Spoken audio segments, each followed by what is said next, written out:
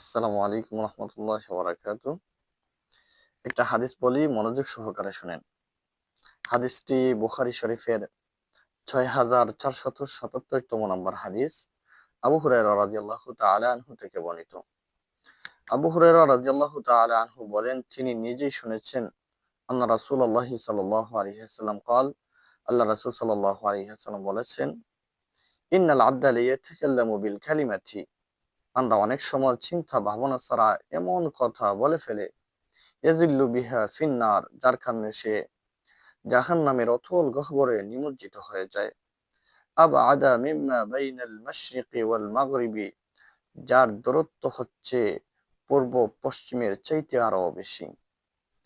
একজন মানুষ সাধারণভাবে চিন্তা ভাবনা ছাড়া এমন কথা বলে ফেলেছে আল্লাহর নাফরমানি, তো সেই মানুষটি জাহান্নামের অতল গহ্বরে নিমজ্জিত হয়ে যাচ্ছে, যার দূরত্বটা হচ্ছে পূর্ব পশ্চিমের দূরত্বের চাইতে আরো বেশি।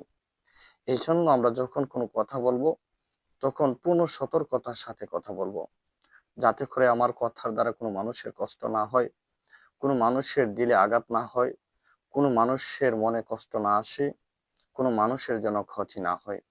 এই সমস্ত বিষয় চিন্তা ভাবনা করে আমরা কথা বলবো। আল্লাহ রাব্বুল আলামিন আমাদের সবাইকে যেন তৌফিক দান করেন।